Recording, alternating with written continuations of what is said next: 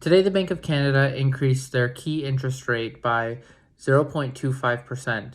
What this means is anyone with a variable mortgage or a line of credit will now have an increased payment as their rate will be going up by 0.25%.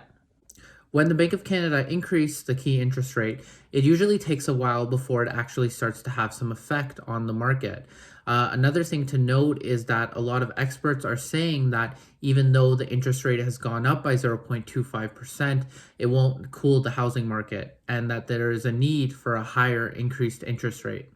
There's actually speculation right now that there will be another 5 more increase in the interest rates by the Bank of Canada this year alone.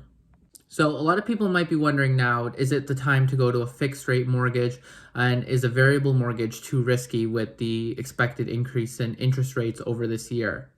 So let's use Scotiabank as an example here. So the current prime rate with the new increase as of today will be 2.70%. Now, the variable rate that Scotia is offering to clients is the prime rate minus 0.65%. So what that gives you is a variable rate as of today of 2.05%. Now, the fixed rate that they're offering to clients is 3.39%. So it's quite high.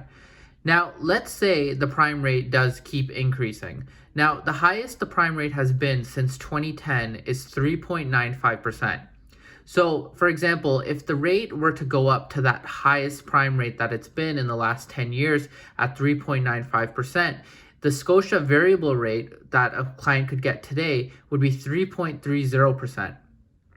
So as you can see that even if the prime rate were to keep increasing and go up to the maximum that it's been over the last 10 years, it would be at 3.30%, which is still lower than what the fixed rate is being offered as of today.